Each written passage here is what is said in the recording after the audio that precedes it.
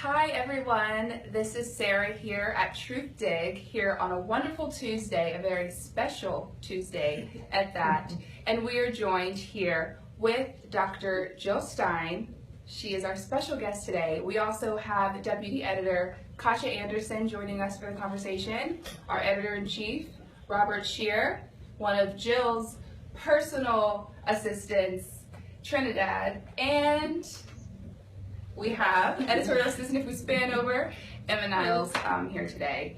So first, I would like to say what an honor and a privilege it is to have you here at our office, to have such a great, real, honest conversation here today amidst one of the most special days as the California and New Jersey primaries close. So thank you for coming in, and thank you all of you for being here and joining us today. So I would just like to start, let's just get right into it. This morning, we all voted here in the office, as we should. As Californians. As Californians, we voted for sure. And this morning, I casted my vote. I walked outside, there was a reporter, and he asked me, who did you vote for and why? And I told him that I voted for Bernie Sanders. I had been a Bernie Sanders supporter, and he said to me, how do you feel about the idea that voting for Bernie could possibly be a vote for Donald Trump?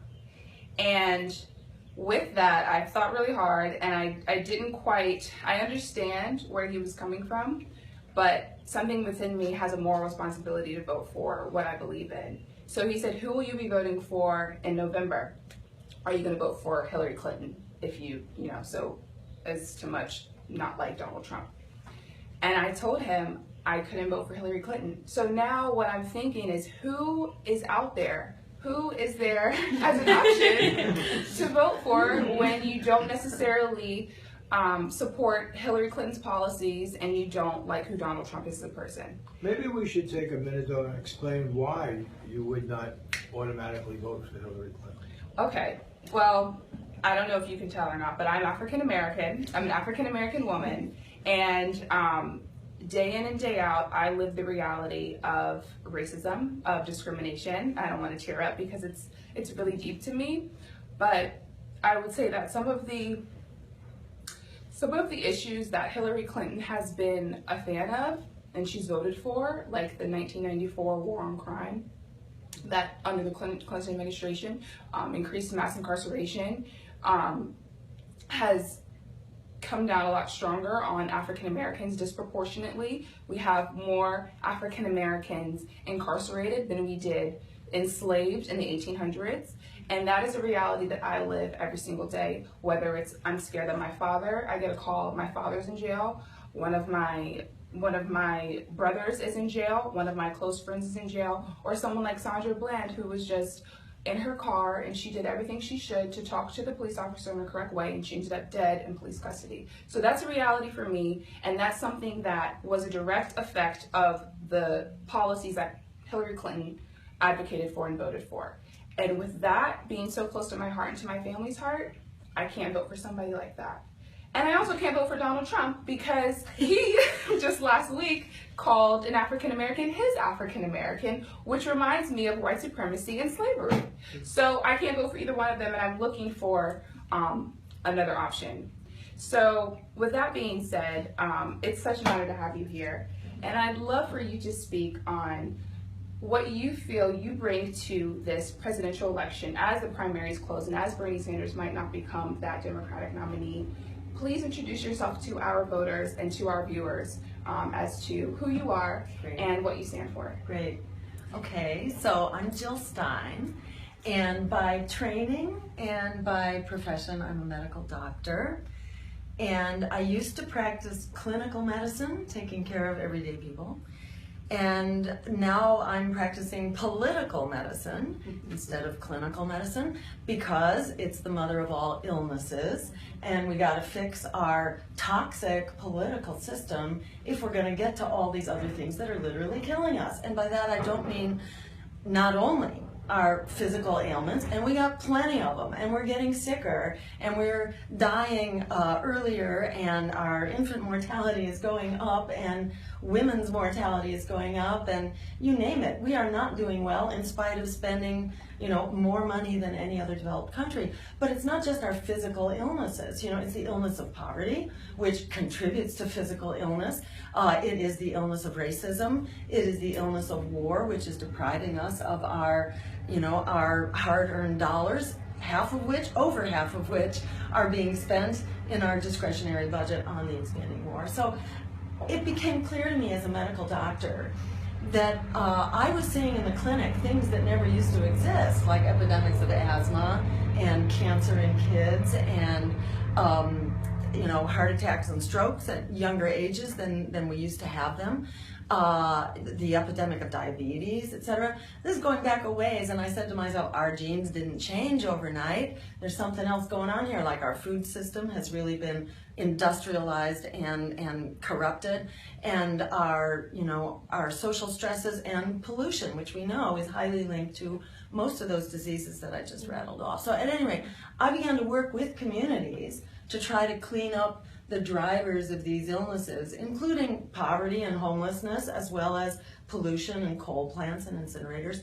And we found that after a few initial victories, basically the legislature and the usual suspects mobilized against communities to stop our protecting ourselves, to stop our democratic right to govern how we live. And it became very clear that you needed very deep pockets. You needed big lobbyists to impact what the kinds of decisions that the legislature was making. So to make a long story short, I got tricked into running for office. Starting in the year 2002, I ran against Mitt Romney for governor of Massachusetts. And I discovered when I got into that, and I came to it as an advocate for health, for ending environmental racism, for democratic reforms, campaign finance reform, and so on, which we had been very active in my state. It became clear we were told we were always the marginal fringe, and that we really couldn't expect the public to support these things. We were sort of tilting at windmills. And we actually fought our way into a televised debate and where I gave voice to our usual agenda of, providing jobs as a human right at living wages, providing education as a human right, including free public higher education, healthcare as a human right, cutting the military budget, and putting those dollars back into true security here at home. Anyhow, those ideas went over like a lead balloon inside the TV studio, which was just the candidates and the moderator. But when I walked out to where the press was waiting, I got mobbed by the press for the first time and the last time. And they told me that I had won the debate on the instant online viewer poll. Who knew? Who knew that there was an instant online viewer poll? And you can be sure that was the last one that they did. They learned you do not want to know what voters are thinking, and they found all kinds of ways to suppress that and manipulate it. And it turned the lights on for me that we're living in a rigged system, a rigged political system, and it's really not against us. In fact, we who regard ourselves as the proponents of basic human values and basic community values, we're told we're the odd man out, we're the weird guys that are really at odds with where the American public is. But what I learned in that debate was, no, it's the other way around. It's just that the predators, the political predators, are quaking at their boots that we get to the microphone. We no longer have to convince people. I used to think you had to really convince people and make all these arguments to get people to stand up for justice, for ending racism, for dealing with the climate. And in fact, that's not true. People really do have a sense of these basic human values. Our job is not to change people's minds. History has changed people's minds. The devastation of the economy and the climate has changed people's minds. Our job is to organize that public will. In the words of Alice Walker, the biggest way people give up power is by not knowing we have it to start with. Our job is to recognize our power and to step up to the plate, organize it, stand up for it, don't capitulate.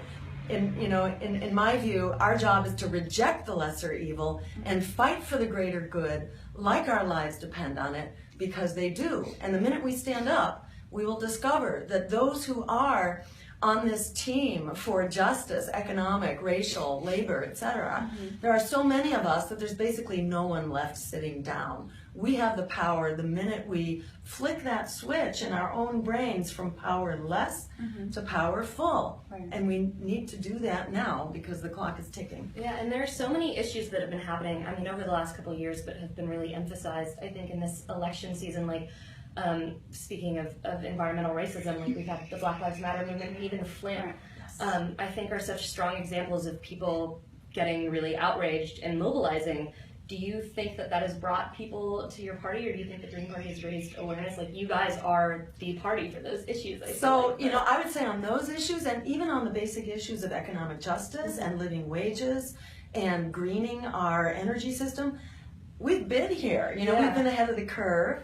And Bernie's agenda this time was my agenda in 2012, except for where we differ on the war and bailing out students and a few things like that, where I think he's been sort of restrained by the Democratic Party that just won't allow him to go there. And if Bernie were liberated from the Democratic Party, I think he would begin to embrace this agenda. But the point is, you know, Bernie, I think, reflected where public opinion is. He didn't have to convince people. It's like there was a movement there, and suddenly the movement had a voice. So, you know, in my view, people are now discovering why it is that you can't have a revolutionary campaign inside of a counter-revolutionary party. It's hard to do that. And what happened in Nevada at the Democratic Convention is kind of what we're seeing rolling out even before, after, and going into Philadelphia. This is what it's going to look like, but kind of on steroids, really. That conflict is, you know,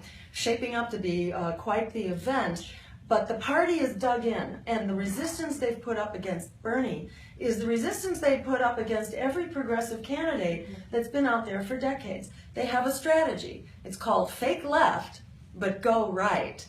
Because even while they've allowed Bernie to be seen and heard, and Dennis Kucinich to some extent, you know, Al Sharpton, Howard Dean, Jesse Jackson, they've sabotaged each of them in a very purposeful and outrageous way. So those of us who've been kind of watching from afar have not been surprised at all to see things roll out the way they are. And I think the lesson is, this is why we need a political party that actually supports a revolutionary agenda, so that that campaign doesn't get sucked back in to the Hillary Clinton campaign that represents the opposite of what Bernie and the movement stands for.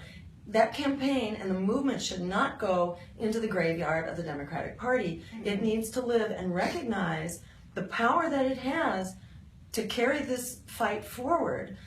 There's no going back now. You know, we can't, because that clock is ticking too fast. And you know, I think it's just an incredibly exciting moment. And as you say, Bernie is there, the movement is there, and the public is there. Right, and I'd like to elaborate on that a little bit, because I do see a lot of similarities between you and Bernie Sanders, and I think our viewers are interested in knowing what are the differences between you and Bernie Sanders. And specifically for us, we're very interested in student debt and about canceling student debt. So could you go in a little bit further into that? Great. So, you know, I'd say there are two major differences. One is student debt, which in my experience is not a small issue.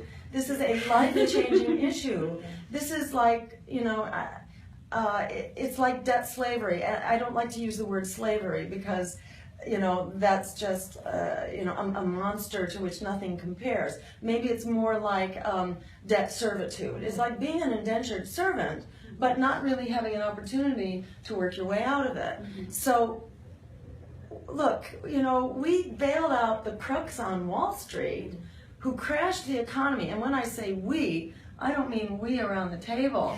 You know, I mean our fearless misleaders who decided, much against public opinion, because they were hearing like 99-1, don't bail those crooks out, but they went ahead and did it with Barack Obama and the White House leading the charge, but Democrats and Republicans in full support. And they bailed out Wall Street to the tune now of what amounts to $16 trillion, if you're actually counting Much of that was free money just as a loan and had to be paid back. But much of it was giveaway in the form of quantitative easing, about $4 trillion, maybe a little bit more than that, in the form of a QE, or quantitative easing, which basically means a magic trick.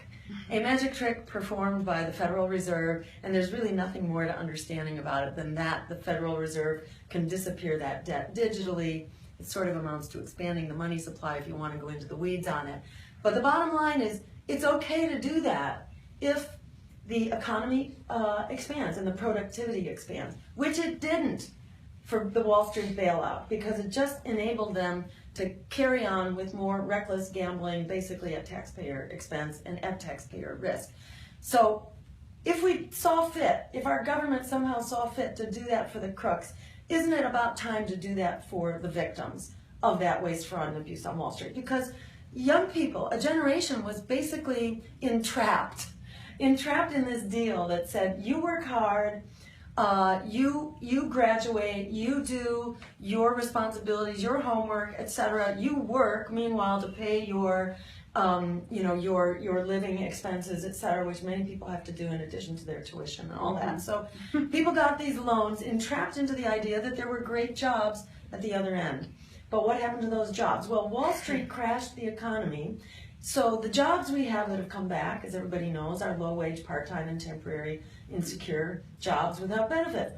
So essentially there's a younger generation, as you well know, that is basically very busy working 2 and 3 part-time, low-wage jobs, if they're lucky, or they have no job at all.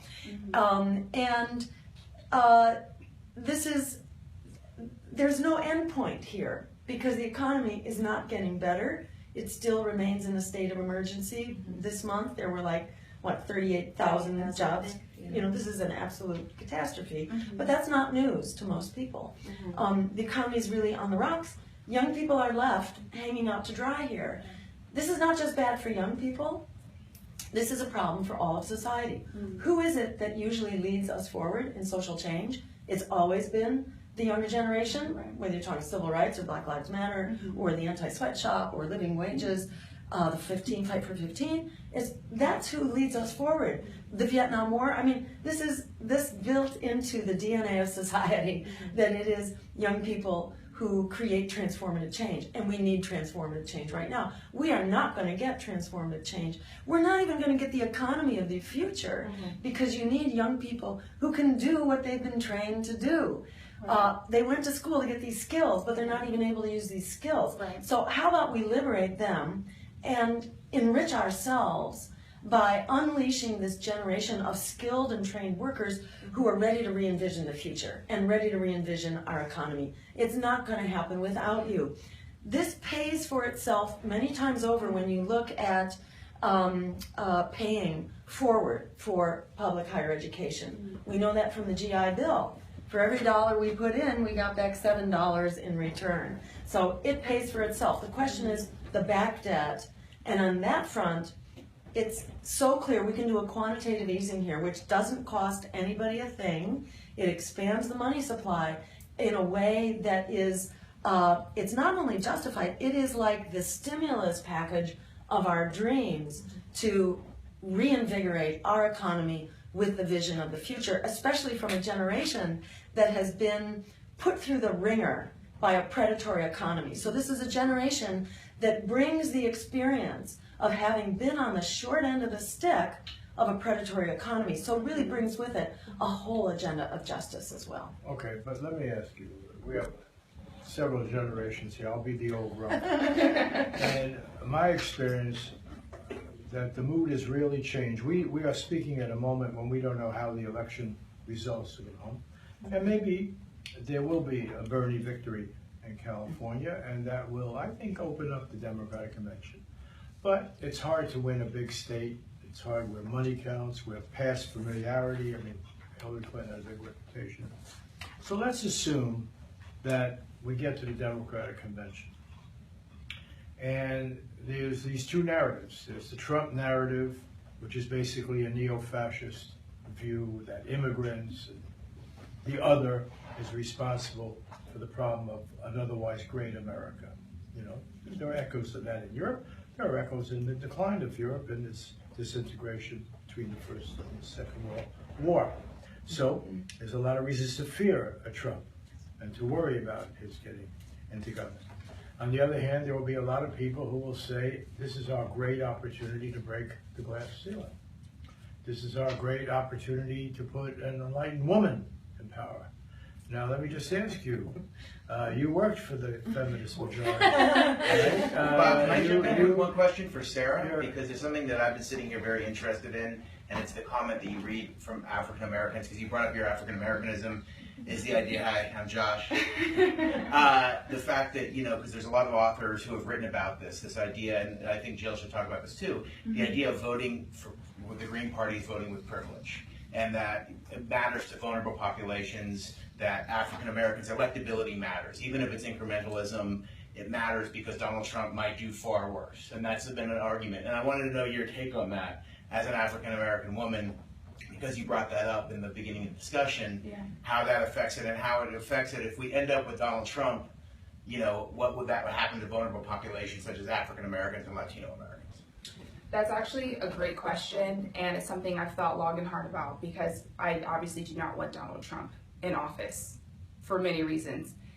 But I don't know if you guys have seen one of our first Facebook Live videos, and Editor-in-Chief Robert Scheer brought up a great point. Hillary Clinton is no angel, and what she has done to the African American community is, to me, it's devastated communities across the nation.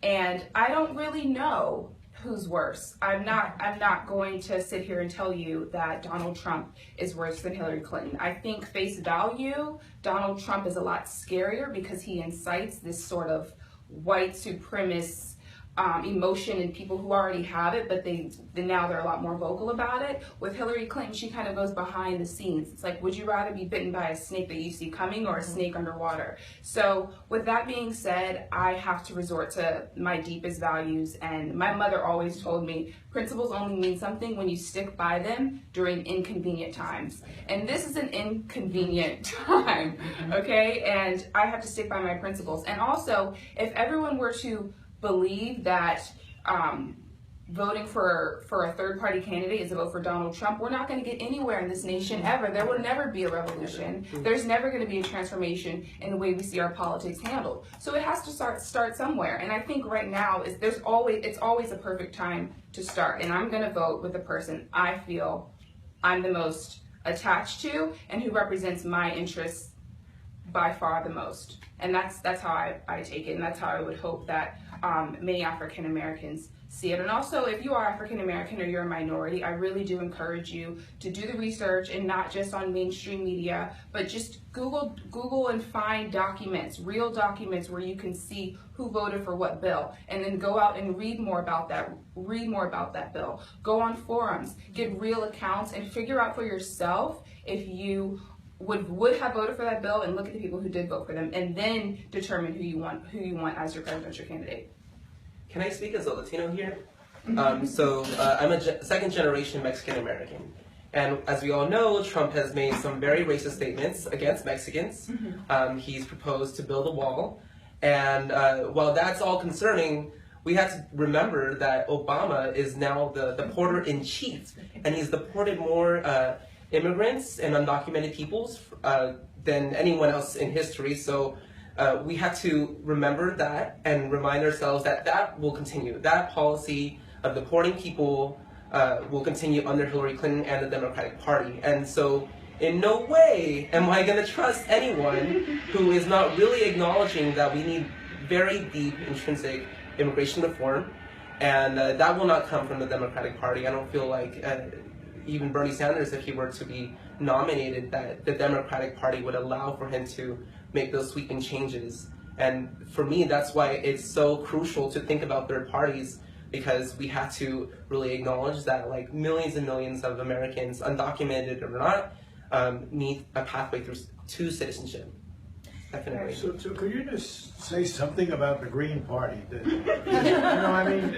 We've been so traumatized by the notion, first of all, of two parties, and then the notion of the lesser evil. And it's not new with Trump.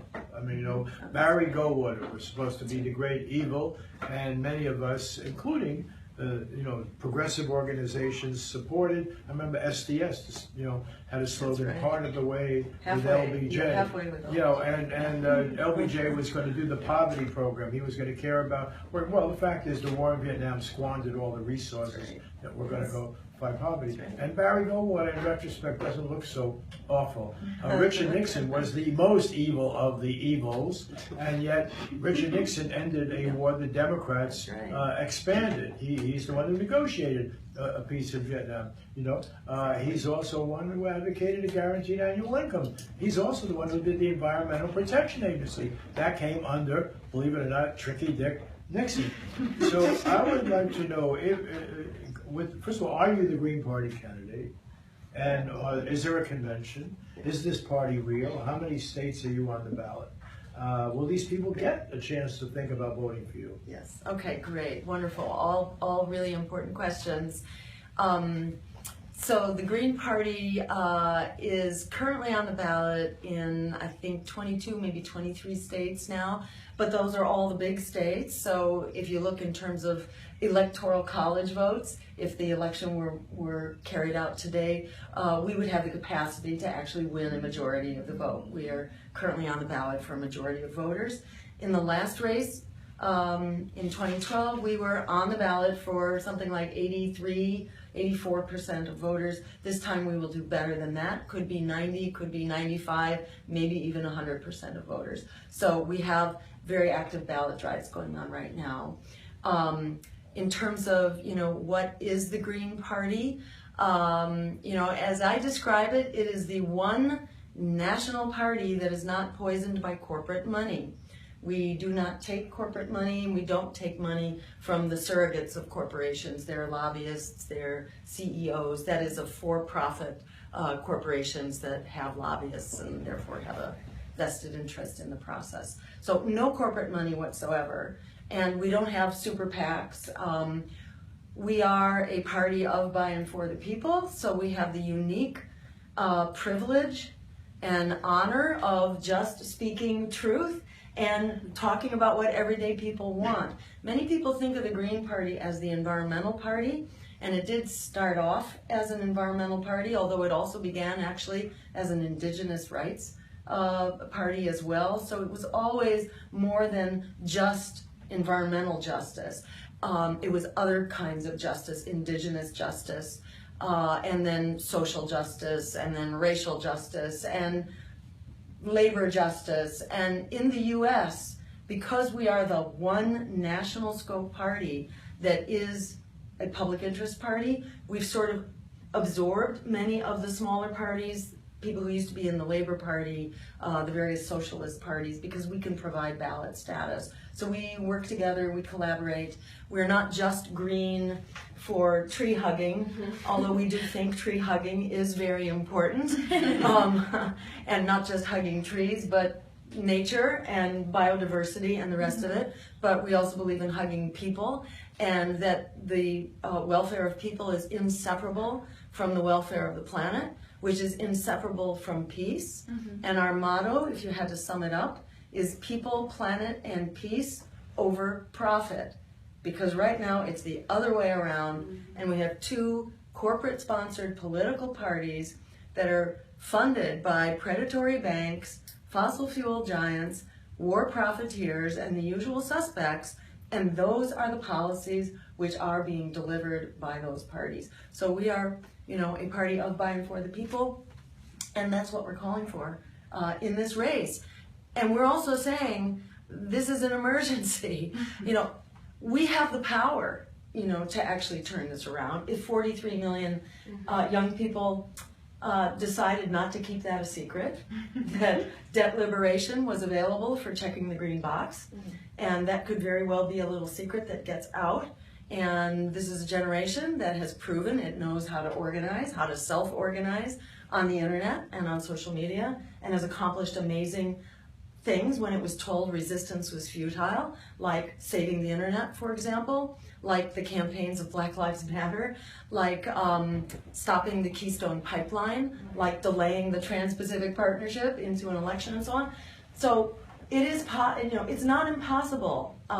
We should not doubt for a minute, our capacity to actually own our democracy, because if democracy existed, it would be the likes of the Green Party that's leading the way. And I'll just add one other thing. It took a Green to beat back a neo-fascist in Austria.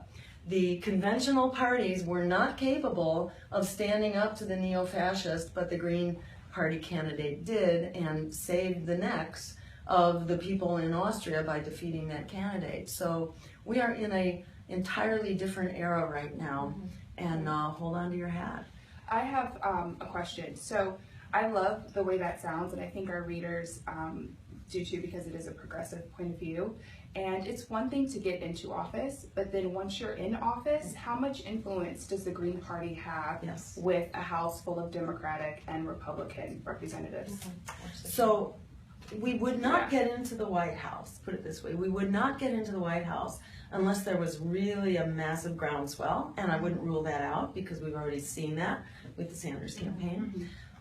If that groundswell were to attach to our campaign such that we had a majority of the Electoral College votes, first of all, there are many down-ballot Green candidates, including many congressional candidates, including one in San Francisco who could potentially wind up in a two-person race against Nancy Pelosi, which is a very interesting campaign. We'll keep our fingers crossed on that. But we have a number of Senate, Margaret Flowers, who you may know of as a major proponent for Medicare for All, improved Medicare for All. So we have some really great people who are running for office who would benefit from this groundswell. So we would have people voted in. We would also have many people who actually do believe in this agenda, who've been constrained by the realities of Washington, D.C., which would change dramatically if we turned the White House into a greenhouse, which would be a wonder to behold. So it would be different, but I think most important is that there would be a massive set of ground troops, which existed, for example, certainly for Bernie, for Barack Obama. He had a massive grassroots campaign, but he put it on the shelf when he was elected because it really wasn't his real agenda. So in the same way, we mobilized to stop the Syria bombing campaign. You may remember that was about the chemical weapons in 2013. It was like, don't even bother to resist. We are going to start bombing Syria. And it's not even going to Congress. And people stood up and screamed. And then suddenly, well, okay, we'll put it through Congress. And then suddenly it was, well, all right, we're not even going to try to put it through Congress. Just because we self-mobilized. And we did not have the media. We didn't have the political parties. We just did it. And, that's the model of a president who would be an organizer-in-chief. Not just a deporter-in-chief or a commander-in-chief, but above all, an organizer-in-chief, so that we could actually use democratic power and, I think, an incredible, awareness. We're in this existential moment right now. We're not only deciding what kind of a world we will be, but whether we will be as a world at all. Whether you look at climate, or you look at this new nuclear arms race, again, engaged by who? A Democrat. Barack Obama, who is spending $1 trillion, or has called for this budget of $1 trillion over the next couple of decades, to re-engage a whole new generation of nuclear weapons and a whole new generation of modes of delivery. Like, we really need this, And then Hillary Clinton, who helped us redefine our new big enemies, being China and Russia, over what exactly, are we really fighting about? We've invented their aggressiveness, which is actually hard to demonstrate. So the point is, we can fix this. We're in a critical moment, and people feel that moment, and in my experience, are so exhilarated to hear their thoughts and their feelings and their vision about where we can go together. I've got a question. I was a newspaper reporter in New York in 2000, and I remember from seeing all the daily, headlines on the front page every day of various papers, including where I was at the Daily News, all of the Bush versus Gore hoopla, But obviously another big subplot of that election was Ralph Nader and his involvement as you know, a third party candidate. So what I wondered from your perspective, what's different now from 2000? Yeah, Someone great. in the Green Party, you know, Yes. I like representing that kind of, you know, alternative for voters.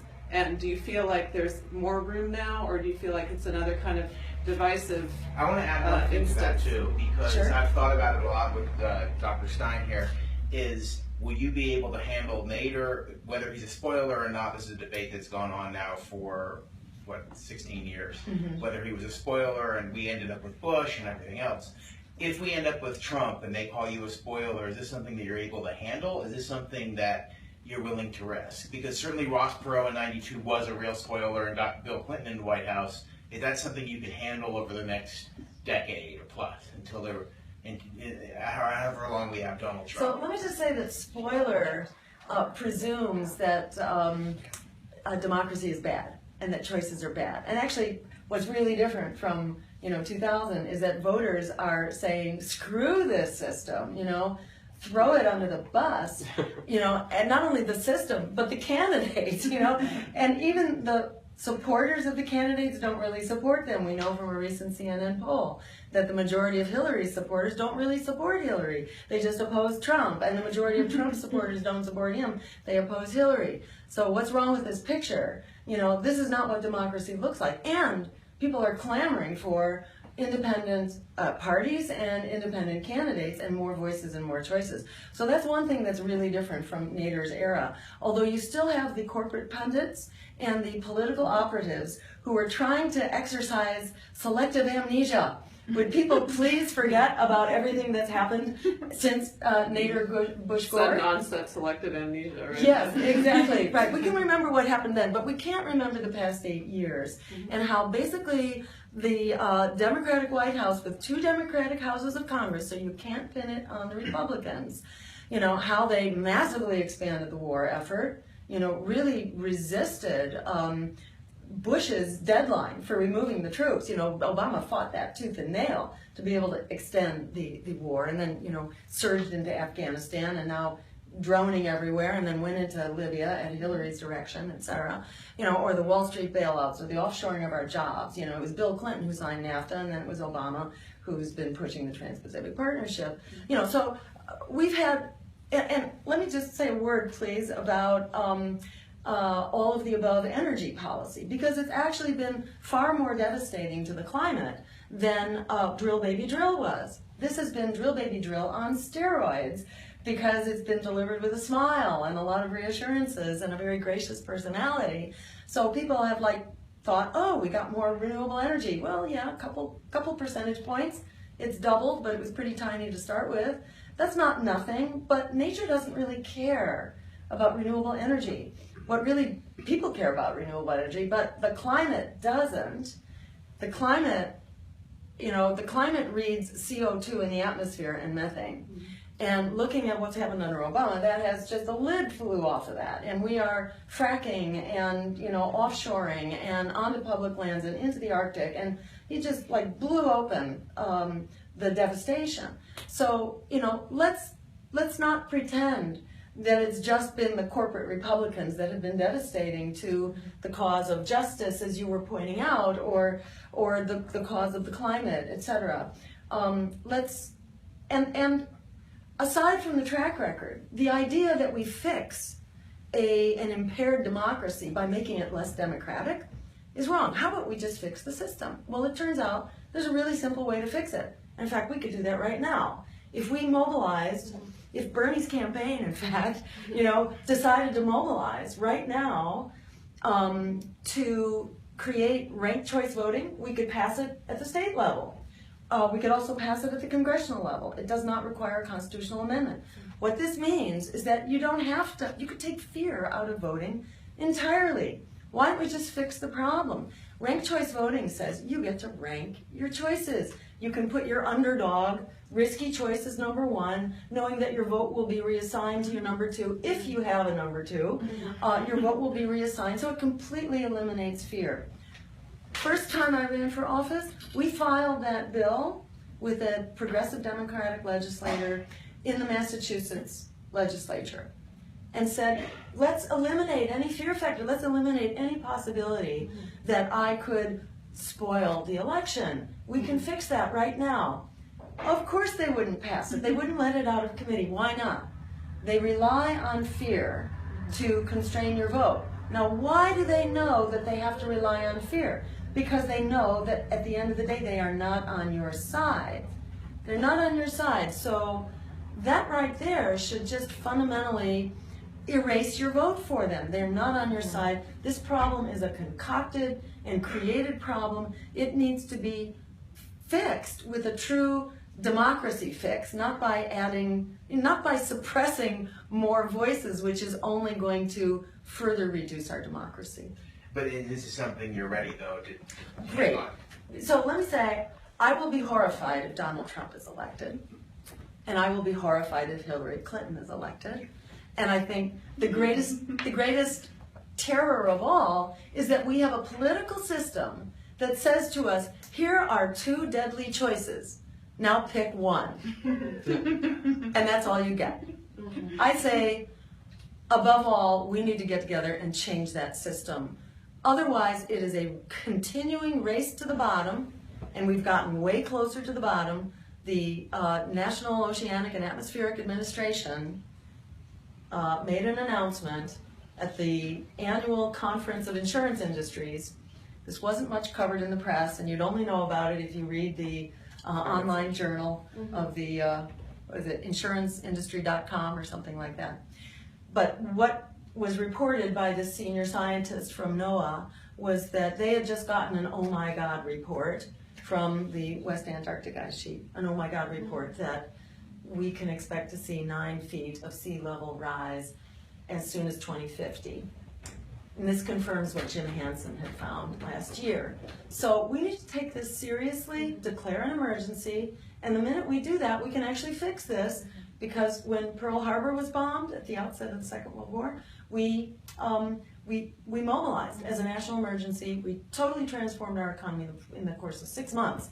So in 6 months, we could really undertake a massive effort, certainly get to 100% clean renewable energy by 2030, maybe even before that. If we really understood the terms of this crisis, we can fix this crisis. And that's why I am not going to feel one bit bad if we have stood up, and if I have been part of standing up. I will feel horrible if I allow my kids and my family and everybody's kids and everybody's family, if I haven't done everything in my power as a mother and a medical doctor to fight this this surefire assured mutual destruction. This is a path of assured mutual destruction that we are on right now, and you need to be outside of the corporate box in order to acknowledge that and in order to fix it. But it's eminently fixable if we begin soon. And remember, within that 9 feet of sea level,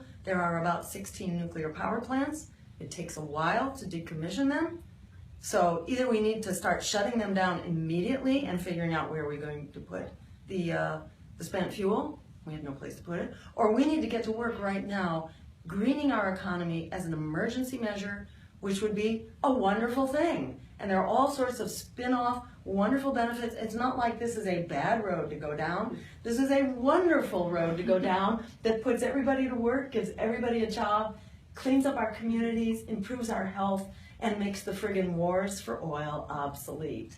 I'm curious, because one of my biggest fears about this election season is I have never seen so many of my friends and people my age getting excited about an election and being really passionate about it and voting. And I'm so worried that even if we get the right person into office, say you became president this fall, around the midterm election, and I know we were talking about this before a little bit, but if you had a Congress, I mean, there are still Republicans out there who don't believe that global warming is real. And obviously it would be amazing if, this grassroots push, and if, at local elections and at the midterms you got your people into offices. But if you were the president and we had a divided Congress like that, how would you go about compromising with them or getting these super necessary things passed to people who don't even see what the problem is. This is why student debt is a gateway issue. Yeah. Because right now you've got 43 million people who are locked in labor, low wage, lousy jobs, 2 in 3 of them, who have basically been excommunicated. They don't have time to participate in society. But you liberate them from debt, which we can do by basically executive action. So you have liberated a massive army for pushing on social and racial and climate justice. And we move the bills one by one. There are also many things that can be done by executive action. For example, breaking up the banks. You don't hear a lot about this, but Bill Black, who wrote Best Way to Rob a Bank is to Own It. He actually has a whole plan, having been a Wall Street regulator himself. He has basically the plan for how the president can actually do this by executive order, and essentially you can create these minimum capital requirements and enforce them. So the banks are over and done with. We nationalize them, create national banks, whatever, if they're not willing to downsize. So we can downsize them, massively reduce their influence. That's just another example of what we can do, like bailing out students. We could actually undertake a Green New Deal through executive action if we needed to. And again, I'm told by some of our economic advisors that there is maybe $3 or $4 trillion worth of expansion that could be undertaken in the money supply. That means quantitative easing. Jeremy Corbyn, who you may know of, leader of the Labour Party in the UK, he's been calling for actually a people's quantitative easing. Money, as you may know, is it's a social contract, and there are many ways that you can create money. Right now, creating money is it's the property of private banks, and there are other ways to do this. And Abraham Lincoln, during the Civil War, created greenbacks. So, it is possible to do a quantitative type easing program that would initiate the Green New Deal, that is converting our energy system to 100% wind, water, and sun, to create a healthy food system, which is a key part of greening our energy supply, or our energy footprint, and public transportation, which is renewably powered and energy efficient, and restoring ecosystems, which are a critical part of the picture. And it turns out if you do that, and various models have been created that show you can actually do this for something around $500 billion, so less than the cost of the initial stimulus package of Obama's 2009, whatever it was. So for less than that cost, we can actually create far more jobs because these are sort of directly created jobs. But here's the rub. As you do this, you have 2 sort of self-funding mechanisms by which this pays back in very short order. One is, as you clean the air, we get enormously healthier. It's not just asthma, and it's also cancers, and it's heart attacks and strokes. And the numbers have been run on this coming out of Stanford. There have been a whole bunch of studies done by this guy, Mark Jacobson, that show that we get so much healthier so quickly that the savings in our sick care system are so great they actually pay for the green energy transition. And that payment begins almost immediately. This happened in the country of Cuba, so it's not just like a modeling study. This actually happened when Cuba lost its pipeline in the early 1990s when the Soviet Union collapsed.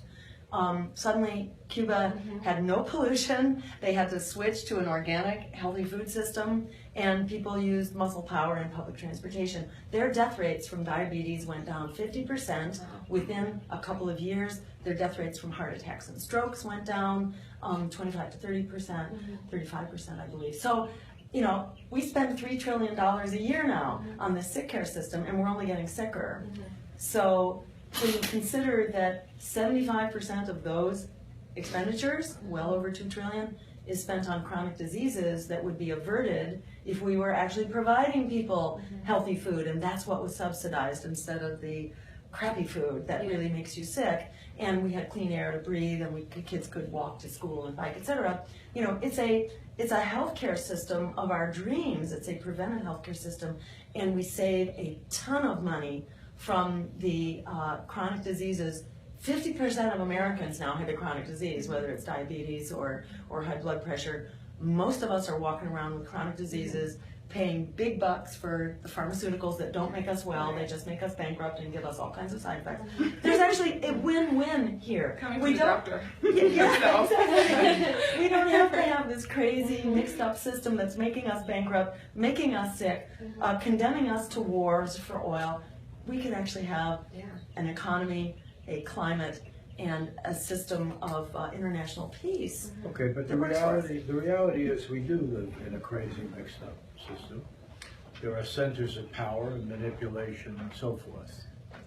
And the amazing thing in this election is that establishment has been swept aside in a very basic way. On the Republican side, something I never thought I would see, and I've covered elections going back more than a half century, actually. I realized I was at the convention in 56 when Kefauver and Adlai Stevenson were vying with Jack Kennedy. And I look back at all this, and it's interesting. On the Republican side, the establishment has been discredited by basically angry working class people who were sold a bill of goods. That if we just got, into these big wars and patriotism flourished, if we got rid of labor unions, if we got rid of lawyers and drowned all the lawyers, if we, if we held back brown and black people, build a bigger wall. This wall is not new. We've been building a wall with Mexico ever since I've been alive. And so this neo-fascist jingoistic argument only works when the establishment has failed. And what I say to people when they say, what about Trump? I say, wait a minute, Trump didn't create Trump. Yeah, exactly. Okay, this is a real mistake to think of Trump or a Mussolini. Any of these folks, these demagogues, invent themselves and suddenly they have these tactics for manipulating people. No, they're able to manipulate people because people are desperate, they're angry, they're upset. And what Trump has been able to do is say, hey, the system's not working and all the other guys on this stage are part of that system that has betrayed you, okay? Now what has happened on the Democratic side, okay, is that Sanders, remember there were other candidates. One was, governor, and one had been a senator and so on. They got nothing. They didn't even get 1%, 2%. This grumpy old guy from Brooklyn, by way of Vermont, comes along and he calls out the Clintons. Calls them out. Calls out the speaking fees from Goldman Sachs, what their foundation does, and so forth, and provides a progressive alternative, okay? Progressive alternative for people who are hurting, who don't want to go the reactionary route, okay? All right. Now, the issue for that generation is something that we can see a split in this room, because you got the young folks over there, here, the rank, what do you call yourselves now? Some generation? Millennials. But I mean, it's got to be something new coming along. And then we got these three folks over here, right? The 30-something, 40s, getting up there. Well, I would actually, though, argue this, and you can turn the video on me now if you want, but then people have discussed this, millennial experts and journalists who talk about the reason that Bernie has done so well with millennials is because millennials not really about an age. It's about what you say and how you say it. So the fact is, Bernie's a millennial too, because he's pure and he's whether you call it privilege or purity, that Bernie is actually speaks to the millennials because he is speaking from his heart. Like, this isn't a political game in which he's thinking about every maneuver. So that's why millennials respond to him. So at any age you can be millennial if you do what is right, and what you see is going on is not right. You talk about it, then you're a millennial. I think that captures something, but I do want to make a point, because there's other folks who are going to be watching this, and I know I teach 400 or 500 students a year. I've been around the block. And this group here, let's put them at 35 to 40 or something, that group, they came to believe in the illusion of the dot-com world, or what I consider the lottery. You know, we have our managing editor here, Eric, who has a wonderful app, and product of Stanford, and Stanford funding even of the app, right, from Silicon Valley and so forth. And the idea, if you'll just work hard, this new economy has such opportunity because of the internet, new technology, new ways of thinking, you're going to hit it, okay? And instead, most of these people end up being Uber drivers. They don't have the security of their father, who was a taxi driver, right? Who at least had a union, had some regulation and so forth. So the odd thing that's happening in this election is that a very small number of people who actually made it, generally by being good thieves, by being able to rip off banking systems, by being the one who was at the business school and thought of some of the thing, are able to buy the Democratic Party, the way I read it, defeat a Bernie Sanders who is offering what Josh says is actually a very pure. I'd actually like to piggyback when you're done. Okay, you can. And they're saying, no, the illusion of the dot-com world, of the perfect app, is not real. The jobs are not there. You know, the newspapers are crumbling. Here we have journalists. You know, the jobs are not there, right? Now, what is your opinion? Well, I would say I want to ask this specifically of Jill because she's running for president. None of us else are. And this is a neoliberal idea. This idea of entrepreneurship, of you'll build a big app and everything else. And both, obviously, the Republicans have talked about small businesses for as long as small businesses have existed. And Hillary Clinton in this election has mentioned entrepreneurship over and over and over again, which has ended up being a big debt trap when you don't have the Small Business Administration is not given enough. And so, as a small business owner at one point, who's closed that business, what are you going to do for small business owners? Because again, this is a part of the population I don't know that the Greens have really reached yet. Because the Republicans talk to business owners, the Democrats, the neoliberal model is to more entrepreneurship and that sort of business. How do you convince entrepreneurs and small business owners and large business owners to go green? Yeah, I mean, they need to be relieved of their burden of health care and health insurance. That should be provided to everybody and taken off the backs of small businesses, one of the most crushing burdens that they have. We need to have small, community-based banks that are there to support small businesses, and not just small businesses, but I'd say also cooperatives, community cooperatives, and worker-owned cooperatives. We need a diverse economy. We need a local economy. So, the green vision of the economy is the localized economy. It's fundamentally about small business enterprise, and it's about providing the supports that they need. They are being crushed. They've been really in decline, massive decline, for a long, long time. And we've been giving away the store, to the big banks and big corporations. We need to withdraw the benefits that they've had to basically take over our economies. So, that most people now, I forget what the numbers are exactly, but it's a huge portion of the population that depends on the Walmarts and, the very big corporate employers. We need to recreate a diversified economy, and that's part of what the Green New Deal does, is it redirects resources. So it's nationally funded, but it's locally controlled by participatory decision-making at the local level as to how people want to spend those dollars, what kinds of businesses and co-ops and government services do people need, and the guideline is to create a sustainable community. Not only sustainable in energy and food, but also socially sustainable. But they're not going to do that. You see, then this is where I do think there is a positive role for the spoiler. I do. I have apologized publicly to Ralph Nader because I debated him on a cruise of The Nation magazine. I was a big Obama enthusiast. I thought Nader should have been. He wasn't. And I now realize that I was drinking the Kool-Aid because what Nader has represented throughout his life is the very thing Josh mentioned before, a purity of vision. Ralph Nader would never sell out. And all the other folks, including many people who started as Raider Naders, end up being honchos in a Clinton or Obama administration. And I think the idea of not selling out, of actually standing for something, having integrity, right? Because you're not supposed to be running, right? You were a Harvard undergraduate, Harvard Medical School. You're a winner, right?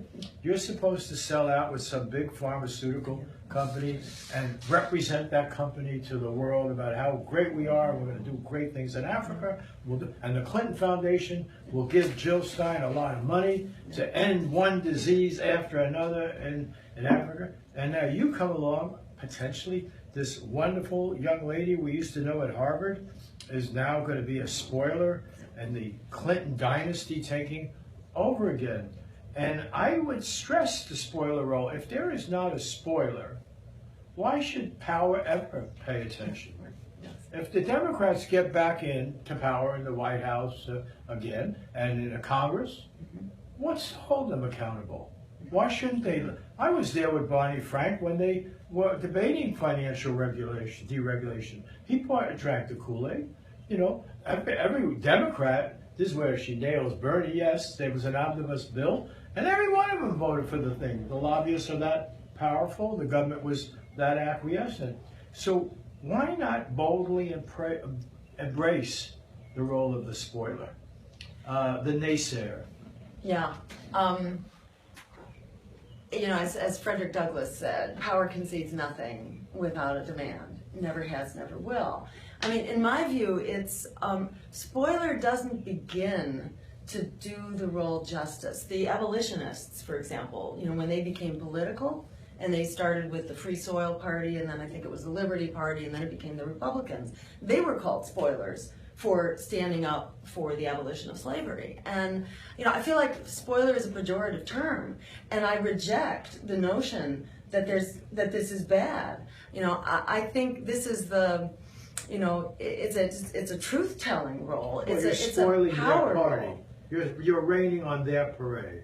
You're denying that they were always great. And Well, no, but also in terms of Ross Perot, I'm sorry to interrupt. I'm sorry to interrupt I love interrupting. No, but I mean, in terms of Ross Perot, at least you could argue Ross Perot, Gary Anderson in 1980, that it's the spoiler in that they're not going to win the nomination, but Ross Perot dropped so much money that there was no, and he was clearly taking votes from Bush, from the father, that it's you could call him, he changed the system, as if the system was a good system. You know, it's not a good system, and spoiling, you know, suggests that you're doing a disservice to somebody, and I don't think we are. Let's drop the word spoiler. Yeah. What I'm saying, I would say a transformer. well, let's just say, Disruptor in the common parlance. well, let's just think about raining on the parade, as it might be a better way. Here you've got an argument going, a stupid argument, where Trump says he's going to make America great again, which implies it never had any problems. And in fact, the reason America is as wonderful as it is because we had labor struggles, we had the abolitionists, we had the women's movement, we had all of this dissent, right, which brought about progress. Otherwise, we'd just be white men in a slave society. You know, a few powerful ones, even the whites who didn't have land wouldn't have any power. So we know that history. We know it's a history of struggle, right?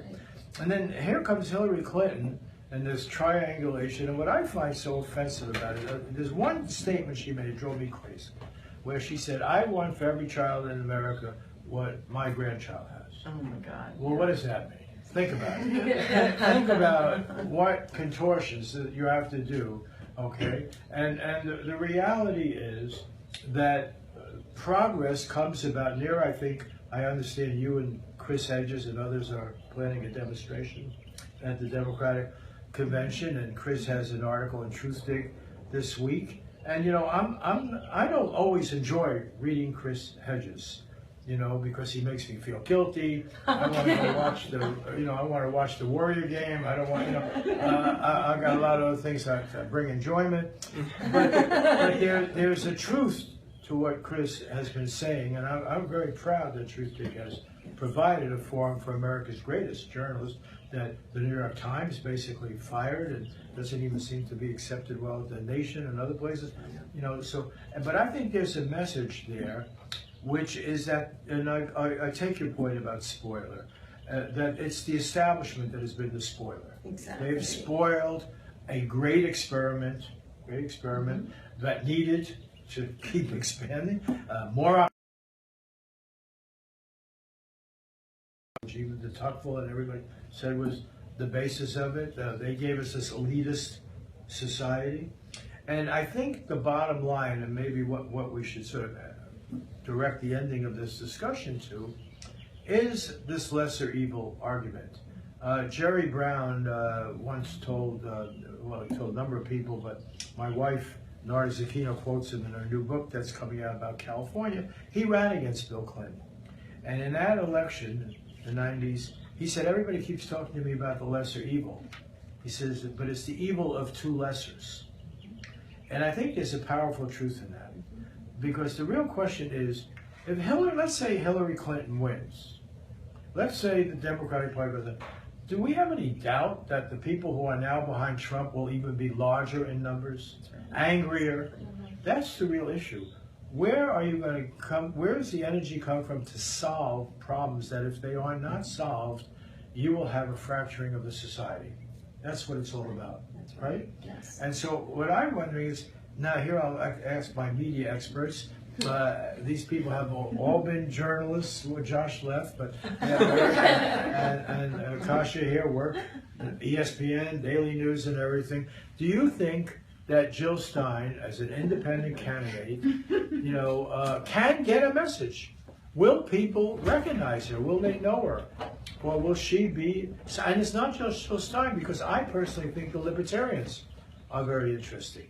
And a sincere libertarian view of attacking crony capitalism, really talking about Adam Smith and not concentration of power and so forth, is also a powerful message. But it seems to me there's a joining of ranks in the establishment, and we see it with the New York Times. I found it appalling that the New York Times would have a front page story today on the day of the biggest election of the primary in New Jersey, California, basically saying if you believe in human progress, you have to thrill to Hillary Clinton's victory. That's what that story says. That Hillary Clinton represents the path of human progress. And why? Because here is a newspaper that, as wonderful as it's been in many moments in history, has been the voice of the establishment, right? And it is that establishment that is under assault now by reality. It has failed. And then the question is, what do you get in its place? It's like the failure of the Weimar Republic. So the real question I ask you people. I want to jump in with some breaking news, actually, if you can, because Bernie Sanders from the New York Times, this paper of record, the establishment, is saying that he's planning a large layoff of his campaign staff within the next day or so. Oh my goodness. Yeah. Are there preliminary results? Yes, North we do. Dakota won. In New Jersey, Clinton won. Yes. And Sanders won in North Dakota. Trump has won Montana, New Jersey, New Mexico, and South Dakota. And California polls have not closed yet, so that's no really California results. well, we're gonna keep. All right. I don't want to lose this question yeah. for Eric. Why Yeah. doesn't Eric answer that one? Yeah, I think that absolutely this message and what you're talking about resonates with the people. Just based on the comments, that reading here, it's refreshing. People would love to hear more of this. Oh, that's great. And Absolutely. I think being able to provide this for people is a great thing, and we need to do more of it. Wonderful. So what are people saying who are coming? We haven't brought this Oh up. well, we're getting all sorts of comments coming in. Lots of people are really stoked. Well, let's Lots of keep it people- clean. they're all clean. Lots of people are just. Not gonna lie, lots of people are rooting for a Jill Bernie ticket. Sure. They're very How into about that. you? Are you rooting for that too? Definitely. I mean, yes, and I have to say that I'm not, well, the weak link here is Senator Sanders, and I hope that he will respond to my public offer. I wrote him an open letter, would you please come and talk? Because if we talk, there may be ways to achieve rules changes in the party. So it would not be simple, but it is potentially possible if Bernie were to convince the party, and this would not This be is the so Green hard. Party. Yes, if Bernie came to the Green Party based on our discussions and said, I've had a life-changing experience.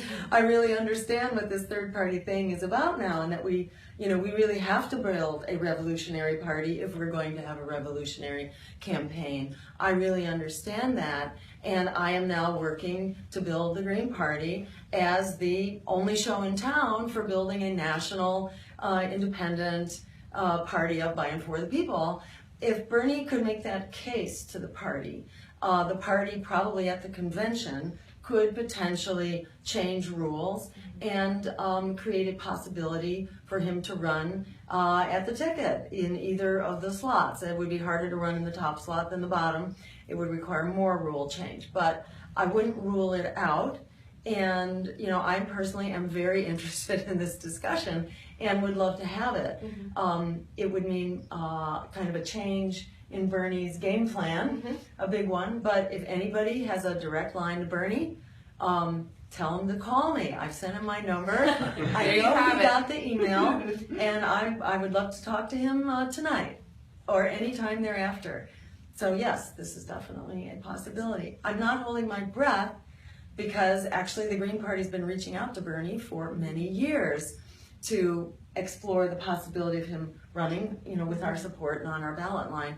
And we have not yet had a return phone call or a response to an email. But I think there have been some really intensive, life-changing developments for a lot of people recently. And I hope that we are all, capable of living, breathing, growing, human beings and can respond to this moment of extraordinary crisis and extraordinary possibility in really unprecedented ways. And this would be a really very exciting route to go down. Great, and I just want to speak to our viewers on Facebook right now. If you have any questions or comments for Dr. Jill Stein, who is running in the presidential election for the Green Party, if you're just now tuning in, she's here with the Truthdig team here at the Truthdig office in Los Angeles. Have that information just yet, but we did just get wind that Montana, New Jersey, North Dakota, and South Dakota polls have closed. Trump has won all of the ones who have closed so far. Bernie only won North Dakota. The rest went to Clinton. Just won New Jersey, but those others are still and the other two are still up, with Clinton they're still coming clinching them percents. by a few percent right now. So let's turn it over to some of our viewer questions. Emma, do you have any for Dr. Jill Stein? Gosh, yeah.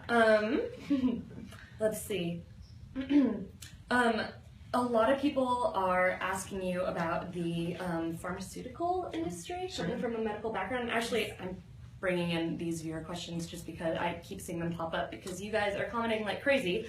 And especially with all the tragedies we've had lately with opioid addiction in the U.S., I was wondering what your platform, especially coming from a medical background, what you thought of that. Yes, it's a real shame that these very addictive substances have been promoted, and that people, have little else to resort to. There are so many other ways to deal with pain. I think it's a failure of the medical system that these are being pushed and they're not being adequately monitored as well. So certainly we need adequate monitoring and support, but it's a real failure of the system. And this is just another reflection of the ways in which people are very sick, very chronically ill, in ways that we don't need to be. And it's because we are kind of throwing people under the bus in so many ways that people have enormous social stress. We know that addiction is very promoted. We're seeing, in fact, the death rates rising for stressed sectors of the economy, particularly working class people, white people especially, now have a rising death rate that's beginning to approach what the African American community has long lived with. So it's poverty, it's deprivation, it's social abuse that's driving the underlying elements of addiction. So if we had a society that was actually offering good schools and jobs and social connections, we tend to medicalize issues of justice. We just throw them into the medical system instead of dealing with them. It's so much more effective and much cheaper to actually deal with the issues of social injustice. Absolutely. And it's not rocket science to deal with them. We can have a taxation system that asks those who are rolling in dough to start paying their fair share. We need an aristocracy tax again. We got rid of our aristocracy tax, the so-called inheritance tax. It was intended to prevent the development of aristocracies. Instead, we have vast accumulations of wealth in the hands of few. So, and we need to stop squandering our trillions of dollars on the military. We've spent $75,000 per household since the 9/11 attacks, $75,000 per household to fund the Iraq and Afghanistan wars by the time the healthcare expenses are taken care of. $6 trillion, so we don't need the friggin' wars for oil. We can actually have a budget and an agenda that serves everyday people so that we don't have this kind of incredible health crisis and addiction crisis, which is really a reflection of our fundamental social inequalities. Absolutely, and I think we have time for one final question from a viewer. I thought this was a really great way to kind of wrap up. Well, if you got good questions, keep going. Okay, well, I don't know how much should time after Facebook cuts this off, but someone, Ari Sunshine Himber, wanted to ask you how we initiate Green New Deal-esque policies on the state and local level. Great. It could be done wherever you have political power, basically. See, the thing about the Green New Deal is that it needs some kind of funding, and it's very hard to create that unless you are raising funding for it. See, cities and towns are really screwed, as to some extent states are. The benefits that used to flow to them no longer do. So cities and towns have had their state funding massively curtailed.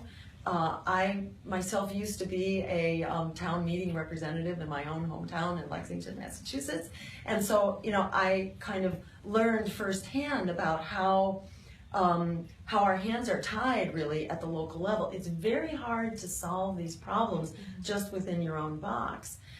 There are some, cities and towns that have been able to revive their economies. Often it's through the arts, or it's through the development of tourism or some kind of industry.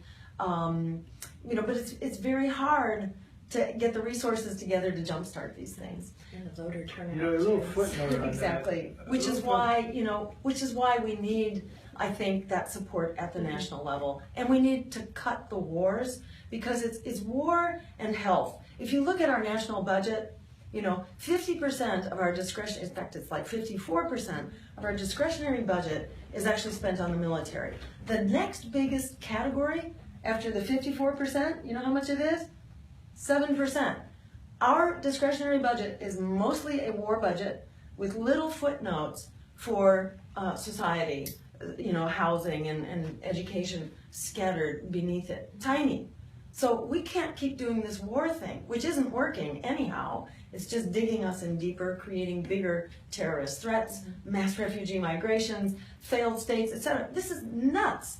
And all we need to do is get to a microphone to challenge it, and it cannot stand up to the light of day. We need a Green New Deal because that allows us to cut our military budget once we have, and we are moving towards full energy independence with wind, water, and sun. You cannot justify having, 1,000 bases or so in well over 100 countries around the world, and these crazy wars for oil. So we can cut that. So it's militarism, and I think it's the sick.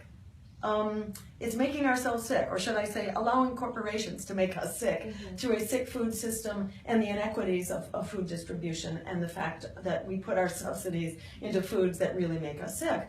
So by moving to a Green New Deal, you correct those engines of self-destruction that have been created by corporate America, who's been unleashed to prey upon us by political parties who are on their payroll, essentially. So, it's like the head bone's connected to the neck bone, connected to everything else. Yeah. And the central factor here is democracy and us asserting our power. These problems are not hard to solve. The minute we stand up with the courage of our convictions, we discover, oh my God, we not only have the solutions, we actually have the numbers that we can drive this forward. I have a question. How do you think we can get, this perspective part of the debate? It's a two-party system right now. How could we get another voice in that debate? Great. So we're coming up in the polls, actually. We just started to be included, I think, last week, and we came up from, I think, 1% to 2%, now to 4% nationally. Actually, we have been within statistical significant, essentially running indistinguishably from Gary Johnson's campaign and the Libertarians. They have a whole lot more money. They are they accept corporate money, and they have a lot of corporate backing. So they're able to get their message out a little more simply. We are a very people-powered party, but that is beginning to spread, and through no small part by millennials who get what the terms of the discussion are. So, I think in part it's doing what we're doing, but also, join our social media campaign. Go to our website, jill2016.com, get on our social media, Dr. Jill Stein, DR, no period, Dr. Jill Stein, and become part of the team, because we'll be conducting, campaigns to get on CNN and to get on MSNBC and ABC and NBC. And it's funny because recently they've been inviting us on and then backing out at the last minute. So I think they're having some internal discussions about this, Right. which is an improvement. So we're moving in the right direction. And, they need to hear from us. And we will, we'll be conducting these, these audience campaigns to weigh in with the networks that they owe their viewers real coverage.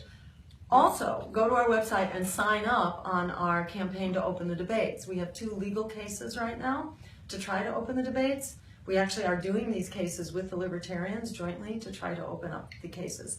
I don't have great confidence in our legal system, as most other people also do not. In fact, I saw a poll the other day, it's 25% confidence in the Supreme Court right now, 15% confidence in the chief executive, 15%, and 3% confidence in Congress. This was an AP poll. I don't know if you saw it. It was really pretty amazing.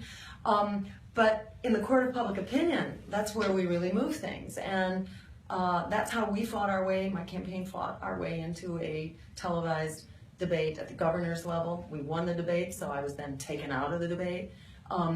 So we need sustained pressure, but we could potentially fight our way into the debate just by having big demonstrations. In 2012, my running mate Sherry Honkala and I got arrested just trying to walk into the grounds of a televised debate, and we were taken to a dark site, tightly handcuffed to chairs, surrounded by Secret Service and Homeland Security for 7 hours until basically everybody had gone home, and then they basically threw us out into the streets without coats, without money, just, go wander the streets, 11 p.m. at night, no cell phones, nothing. They were done. But that's how scared they were, that word should get out, that people have other choices. So there's enormous interest in opening up the debate. So join our, our network on this, and we hope to have some concerted direct action campaigns around this, so that the American people are owed not only the right to vote, but also to know who they can vote for. That's part of having the right to vote. Speaking of the lack of trust in our Supreme Court and our police officials, I'd like to switch gears a little bit. This morning I went to a protest for Jasmine Richards, who is a Black Lives Matter activist and organizer. Basically, long story short, she was holding an organizer meeting in a park across the street from where a woman was being, by some people they say she was being harassed by the police. So Jasmine went over to confront the Black woman, and in response, the police official recognized Jasmine as a leader in the Black Lives Matter movement and started to target her instead. She ended up being arrested last August, and today was her sentencing. So Black Lives Matter and many others of different races and backgrounds came out to support her, and as a result, she received 90 days of sentencing in jail under the felony of felony lynching, which I think is just disgusting in and of itself, to reverse the use of that word against someone who is the descendant of many that have been probably lynched. So with that being said, What is your position on police brutality? What are the requirements that are needed in terms of specifics? Does this mean body cameras on police officials? Does this mean new psychological testing for police officials to see if they're even equipped to be in the streets? Do they have complexes of abusing power? Because these are the things that we're seeing in communities, specifically minorities and African American communities. Absolutely. And let me agree that this is really outrageous, and what happened to Jasmine Richards is terrible, and especially the use of the term felony lynching, because Jasmine was arguably interrupting the lynching, or what could have become a lynching of another African American at the hands of abusive police. So it's a really horrifying and insulting use of the term, and it reflects unbelievably badly on whatever DA charged her. That's just incredible, and suggests that person ought to be subject to a recall campaign, and should certainly be opposed in their next election. I mean, that's just a travesty. That's so insulting. It just adds insult to injury. But to your larger question, what we're seeing in police brutality now is not new. What's new here are cell phones that can report it, and there's a shameful line from slavery to lynchings to Jim Crow to redlining to school and housing segregation to the war on drugs, which is essentially a war on the African American community, to police violence. And so it really begs for a much bigger solution. For starters, communities need to control their police instead of the other way around, where communities are living in fear of their police and under police control. So we need to have, every community needs to have a police review board. And once that happens, all kinds of things become possible, like psychological testing. And also communities need to have control over the hiring of the police chief. Who's in charge of the police review board? What does that look like, and who's controlling what's being reviewed? Who's at the top of that? Right, so it should not be the district attorney, and it's, in my view, it should not be the mayor, it should not be the political establishment, that it should be directly elected by the people who live in the community, by the people who are actually at risk for abuse from the police. And that board then, they hire the police chief. So they have a lot of potential to say, we want psychological testing, and we want a police chief who will undertake psychological testing. I think also there needs to be accountability introduced into this process, and that means that investigators, attorneys, need to be available to every community. It shouldn't take an act of God from the Department of Justice in order to investigate a death or a serious injury at the hands of police. This should be a matter of routine, that all deaths in police custody undergo routine investigation by impartial investigators who are not in cahoots and alliance with the DAs. So our associate editor is going to wrap We this have up. about 1 minute left. I have a large and short question all at once, and that is, you say that you practice political medicine. Is Washington beyond curing in its current state? What could you do, or someone in your position, to actually enact change? You've touched on this earlier, but I know that our readers also wonder a lot in the comments, is it just anyone who goes into this machine is going to be lost immediately, or is there a place for alternative voices? I think that is kind of the critical question. I think the more change we have, the better, personally, because, most of Congress has been there a long, long time. So, Congress doesn't turn over. It's like a 98%